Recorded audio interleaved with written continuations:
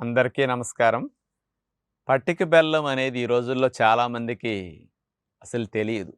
పూర్వం రోజుల్లో అందరికీ ఏదన్నా కాలక్షేపానికి పిల్లలు ఏడుస్తుంటే ఏదైనా తినాలని కోరినప్పుడు కాస్త పట్టిక బెల్లం ముక్క అట్లా చప్పరించటానికి ఇచ్చేవారు. మరి అందరి ఇళ్లల్లో పట్టిక బెల్లం కంపల్సరీ ఉండేది. కాతే ఈ రోజుల్లో ఏంటంటే చాక్లెట్లు, ఐస్ క్రీములు, పిజ్జా, బర్గర్‌లు తెలుసు తప్ప ఇట్లాంటివి పురాతనంగా ఎప్పటినుంచో వచ్చేవి ఆహారాలు మరుగున పడిపోయినాయి. కానీ చాలా మందిలో కూడా ఇప్పటికీ పట్టిక బెల్లం గనక చప్పరిస్తున్నా, తిన్నా దగ్గు తగ్గుతుందనేది ఒక విషయం ఎక్కువ మందిలో ఉండుంటుంది. ఇప్పటికీ కొంతమంది పల్లెటూళ్ళలో, ఇతర ప్రాంతాల్లో వెనకటి రోజుల నుంచి వచ్చే అలవాటు ప్రకారం దగ్గే వాళ్ళకి నోట్లో పట్టిక బెల్లం పెడతారు చప్పరించమని. దానికి దగ్గు తగ్గుతుందా లేదా మనకి అవగాహన కావాలి.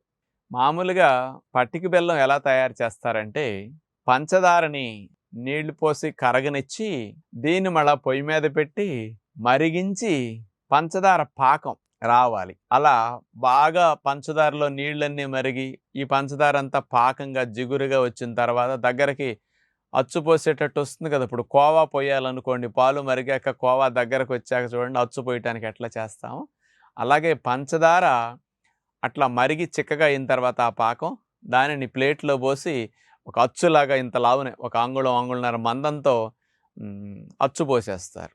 దాన్ని ఇక ఒక అట్టలాగా ఇంత మందంగా ఉంటుంది కాబట్టి పట్టిక బెల్లం అచ్చు, అలా అచ్చులచ్చులుగా అమ్ముతారనమాట. దాన్ని ఇంట్లో అట్లా అర కేజీ, కేజీ అట్లా కొనుక్కొచ్చి చాలామంది బండ పెట్టి ముక్కలు కొట్టి, ఈ ముక్కల్ని డబ్బాలో పెట్టి పూర్వం రోజుల్లో స్టాక్ ఉంచేవారు. ఈ పట్టిక బెల్లం కూడా ముక్కలు అమ్మేవాళ్ళండి షాపుల్లో కూడా. 5 పైసలు ఇస్తే పట్టిక బెల్లం ముక్క అట్లా ఇచ్చేవారనమాట. మరి ఇలాంటి పట్టిక బెల్లం దగ్గు తగ్గటానికి పనికొస్తుందంటారు.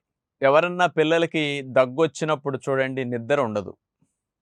దగ్గి దగ్గి గొంతు, పొట్ట ఈ భాగాలన్నీ నొప్పులొస్తాయి. కొంతమంది చంటి పిల్లలైతే దగ్గి దగ్గి తిన్నది కూడా కక్కేస్తారు. ఈ దగ్గు ముఖ్యంగా తెల్లవారుజామున 2కి, 1 ఆ సమయాల్లో నిద్ర లేపి మరి కూర్చోబెట్టి దగ్గిస్తూ ఉంటుంది. ఇంట్లో పిల్లలు అట్లా దగ్గుతూ ఉంటే పేరెంట్స్ కూడా నిద్రపోతుంది. వాళ్ళు పడుకోనంతసేపు వీళ్ళకి కూడా నిద్ర ఉండదు. వాడి అవస్థను చూస్తే వీళ్ళకి ఇబ్బంది అనిపిస్తూ ఉంటుంది. అంటే దగ్గు మనిషికి ఆ ఉన్నన్ని రోజులు సుఖాన్ని, నిద్రని లేకుండా చేస్తుందనమాట. ఆ రోజుల్లో మరి టానిక్‌లు, మందులు ఇట్లాంటివి ఎక్కువ ఉండేవి కాదు కదా! ఏదన్నా ఉంటే కొద్దిగా వాడేవారు. మందు వాడినప్పటికీ దగ్గు వారం, 10 రోజులు అందరినీ కొంత ఇబ్బంది పెడుతూనే ఉంటుంది. నిద్ర లేపుతూనే ఉంటుంది. ఎన్ని మందులు ఈ రోజుల్లో ఎంత టానిక్‌లు వాడినప్పటికి కూడా. అంచేత అలాంటి వారికి ఈ నోట్లో పట్టిక బెల్లం పెట్టి చప్పరించమ్మ దగ్గు తగ్గుతుందని చెప్పేవారు. అంటే పూర్వం రోజుల్లో డాక్టర్ మాట కంటే కూడా డాక్టర్ లేరు కదా! అంచేత పెద్దలు ఏదన్నా ఒకటి చెప్తే ఇది ఇట్లా చప్పరించు తగ్గుతుందనంటే వాళ్ళ మాటే వేదముగా గుర్తుపెట్టుకుని పిల్లలు అట్లా నమ్మకం పెట్టుకునేవారనమాట. ఆ మాటే సగం తగ్గిచ్చేస్తుంది. పట్టిక బెల్లం పెడితే దగ్గు తగ్గుతుంది. ఇది చప్పరిచ్చు అనంటే వాడు నోట్లో పెట్టి చప్పరిచ్చి నాకు దగ్గు తగ్గుతుందంటే తింటే నాకు మందు ఇచ్చింది కదా మా అమ్మ. అది రోజు పెట్టేవాళ్ళు కాదు కదా! అందుకని దగ్గొచ్చినప్పుడు ఇట్లాటప్పుడు పెట్టేవారనమాట. అంచేత అట్లాంటి ఫీలింగ్‌తో పిల్లలు చప్పరించేవారు. మరి వాస్తవంగా దగ్గుని తగ్గించే గుణం పట్టిక బెల్లానికి ఉందనుకుని ఈ రోజుల్లో చాలామంది కూడా అట్లాంటివి ఇంకా వాడుతూనే ఉంటారు.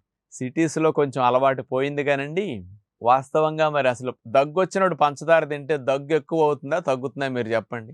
అసలు దగ్గొచ్చినప్పుడు మామూలుగా పంచదార వాడేవారు కూడా వాడరు. స్వీట్లు తినేవారు కూడా అసలు తినరు. ఎందుకంటే పంచదారకి ఇన్ఫెక్షన్ ఇంకెక్కువ అవుతుంది ఆ తీపికి.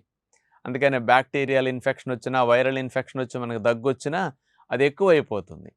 అది ఇంకా పంచదార నుంచి ఇంకా అది అసలే అక్కడికి వేడి చేసి పంచదార తయారు చేశారు ఎన్నో గంటల ప్రాసెస్‌తో. దాన్ని ఇంకా గంటన్నర, 2 గంటలు మరిగిచ్చి, మరిగిచ్చి పాకంగా చేసి దాన్ని అచ్చుబోసి పట్టిక బెల్లం అంటే మరి దీన్ని ఇంకా ఎక్కువ చేయడం చెప్పొచ్చుగా. ఇంకా మరిగినందుకు ఇంకా అందులో హాని కలిగించే డెవలప్ అవుతాయి. ఎందుకని పట్టిక బెల్లం వల్ల అసలు థ్రోట్ ఇన్ఫెక్షన్స్ కానీ, టాన్సిల్స్ ఇన్ఫెక్షన్ కానీ, దగ్గు గానీ ఆ సమస్య ఇంకెక్కువ అవుతుందండి. తగ్గదసలు. చాలా ఇరిటేషన్ చేస్తుందనమాట. ఏదో మూలిగే నక్క మీద తాటికాయ పడ్డట్టు అసలే ఇన్ఫెక్షన్‌తో ఇబ్బంది పడుతూ అక్కడ సెల్స్ అన్నీ ఇరిటేట్ అవుతుంటాయి. ఈ పట్టిక బెల్లం పెట్టడం అంటే పంచదార కంటే ఇంకా డేంజర్ అనమాట అది. అట్లా మరిగించే ప్రాసెస్ ఇంకా ఎక్కువ హీట్‌కి గురవుతుంది కదా! అక్కడ నష్టం జరుగుతుందనమాట. కానీ వీడికి మాత్రం ఉపశమనం ఎందుకొచ్చేదంటే పిల్లలకి ఆ రోజుల్లోనండి 20 రోజులకి, నెలకు కూడా ఏది తినటానికి దొరికేది అన్నం, పచ్చడి, మజ్జిగ తప్ప. అలాంటప్పుడు దగ్గు రూపం వలన మరి అంతా కొనటానికి డబ్బులు ఉండేవి కాదు కదా! ఈ దగ్గొచ్చినప్పుడల్లా ఆడికింత పటిక బెల్లం గనక నోట్లో పెడితే ఈ ఆనందం కమ్మగా చప్పరించడానికి చాలా బావుంటుందది చాక్లెట్‌లాగా. అలా ఆ పిల్లవాడు ఆ పటిక బెల్లం యొక్క రుచిలో, ఆనందంలో అతని మనసు కాస్త ఇటు ఈ ఆనందాన్ని పొందుతూ, ఆ నొప్పిని, బాధని ఇట్లాంటి వాటిని కాస్త మర్చిపోయి, హమ్మయ్య! పర్లేదని కాస్త కుదుట పడతాడు. తాత్కాలికంగా అతని మానసిక ఉపశమనం లభిస్తుంది తప్ప, అతనికి ఆ తీపి వల్ల కలిగే ఆనందం ద్వారా తప్ప, జబ్బస్సులు తగ్గదు. అంచేత ఈ రోజుల్లో పటిక బెల్లాన్ని కొంతమంది పాలల్లో కలిపి తాగిస్తుంటారు. మామూలు పంచదార కంటే ఇదేదో మంచిదన్నట్టుగా. పటిక బెల్లాన్ని పొడి చేసుకొని కొంతమంది జ్యూసుల్లో వాడుతుంటారండి. పటిక బెల్లం పలుకుల్ని చాలామంది స్వీట్‌ల్లో వాడుతుంటారండి. ఇప్పటికీ మీకు తెలుసు కొన్ని రకాల దేవుడి ప్రసాదాలు లడ్లు అమ్ముతుంటారు కదా! ఆ లడ్డుల్లో కూడా పటిక బెల్లం ముక్కలు చిన్న చిన్నవి తెల్లగా ఉంటాయన్నమాట. అలాంటివేనన్నమాట ఇవన్నీ కూడా. అంచేత ఇవన్నీ పంచదార కంటే ఎక్కువ హాని కలిగిస్తాయి. ఎందుకంటే మళ్ళీ రీహీట్ చేస్తున్నారు కాబట్టి. అంచేత ఆరోగ్యానికి అస్సలు పటిక బెల్లం మంచిది కాదు. దగ్గొచ్చినోళ్ళు అస్సలు వాడకూడదు. పిల్లలకి అట్లాంటివి పెట్టకండి. అలాంటిది ఈ రోజుల్లో కొనటం మంచిది కాదని విజ్ఞప్తి చేస్తూ నమస్కారం.